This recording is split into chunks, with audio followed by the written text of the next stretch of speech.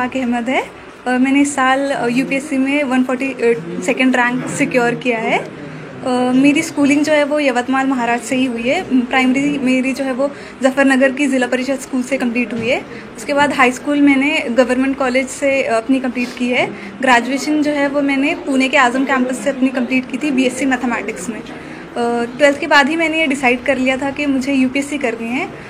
Inspiration इसकी मुझे अपने मामू के थ्रू मिली, जो सेवा एनजीओ के सेक्रेटरी है। उन्होंने मुझे जो है वो इंट्रोड्यूस करवाया कि एक आईएएस ऑफिसर होता क्या है, उसके लिए आपको किस तरीके से प्रिपरेशन करनी है, ये सब चीज़ें। तो मैंने वहाँ से डिसाइड कर लिया था कि मुझे अब यूपीएससी करनी है। तो फिर ग्रेजुएशन के फ़ौरन बाद ही जो है वो मैंने अपनी प्रिपरेशन स्टार्ट कर दी थी यूपीएससी के लिए। पहले मैंने जो है वो अपना फर्स्ट अटैम्प्ट मुंबई से दिया था, हज हाउस से। सेकेंड अटैम्प्ट के लिए से मैं दिल्ली चली गई, जिसमें हमदर्द स्टडी सर्कल से जो है वो मैंने अपना सेकेंड अटैम्प्ट दिया। और फाइनली जो मेरा ये वाला अटैम्प्ट रहा है, जिसमें मुझे फाइनली सक्सेस मिली है, वो मैंने जामिया मिल्लिया इस्लामिया से दिया है, आरसीए में। मेरी ये जो पूरी जर्नी रही है उसमें बहुत सारे उतार चढ़ाव रहे हैं, लेकिन जो है मेरी फैमिली का सपोर्ट बहुत ज़्यादा इसमें रहा है, स्पेशली मेरे पेरेंट्स का। मैं फाइनेंशियली थोड़े हम्बल बैकग्राउंड से बिलोंग करती हूँ। मेरे पापा जो है वो ऑटो रिक्शा ड्राइवर है, लेकिन फिर भी उन्होंने कभी मुझे ये एहसास नहीं होने दिया कि हमारे पास रिसोर्सेज की कमी है। उन्होंने हमेशा मुझे सपोर्ट किया है। मेरी जो मदर है, उन्होंने मुझे हमेशा सपोर्ट किया है।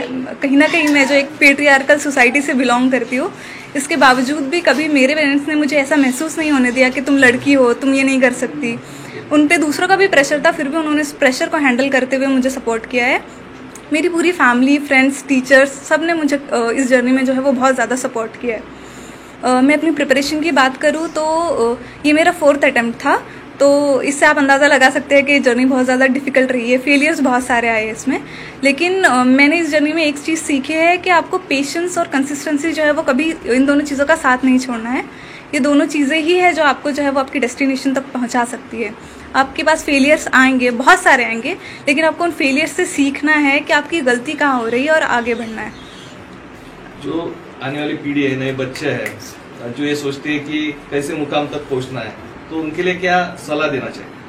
मैं यही कहना चाहूँगी कि आप कभी ये मत सोचे कि आपने जो सपना देखा है वो पूरा होगा या नहीं। कभी कभार ऐसा होता है कि हमारे पास जो है वो बहुत सारे बैरियर्स होते हैं। कभी फाइनेंशियली जो है वो हम अच्छे स्ट्रॉन्ग बैकग्राउंड से बिलोंग नहीं करते, तो हम सोचते हैं हम कर नहीं पाएंगे, लेकिन कहीं ना कहीं से आपको सपोर्ट मिल ही जाता है। अगर मैं अपना एग्जाम्पल दूँ तो जो सेवा एनजीओ है, उसके थ्रू जो है वो मुझे बहुत फाइनेंशियली सपोर्ट मिला है। इस तरह से मदद जो है वो आती रही है। मेरे पेरेंट्स ने मुझे हमेशा बहुत ज़्यादा सपोर्ट किया है। तो आपको कभी अपने सपने का जो है वो छोड़ नहीं देना चाहिए, उसके लिए हमेशा कोशिश करती रहनी चाहिए। और फेलियर्स चाहे जितने भी आए, आपको कभी उनसे डरना नहीं है। उसको एक सबक की तरह लेना है कि इससे आप कुछ सीख रहे हो, कुछ इम्प्रूव करने की आपके पास एक अपॉर्चुनिटी है, जिसको आप जो है वो अपनी लाइफ में अप्लाई करके आगे बढ़ सकते हो। जिला परिषद के स्कूल है, उसमें भी उर्दू मीडियम है। ऐसी परिस्थिति में हमेशा लोग सोचते हैं कि बड़े स्कूल होना चाहिए, अंग्रेजी में पढ़ना चाहिए, तो क्या लगता है इसमें?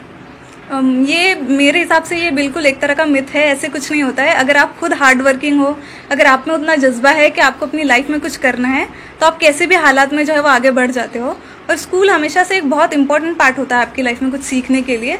आप में खुद में वो जज्बा होना चाहिए कि आप उस अपॉर्चुनिटी को एक्सप्लॉइट कर पाए और उससे सीख पाए।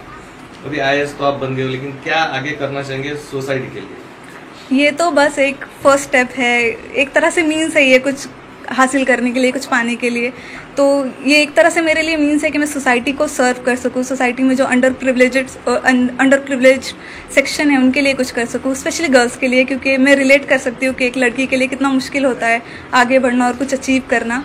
तो मैं कोशिश करूँगी कि मैं एजुकेशन और हेल्थ केयर जो है उस पर ज़्यादा अपना फोकस करूँ और सोसाइटी के लिए कुछ कर पाऊँ।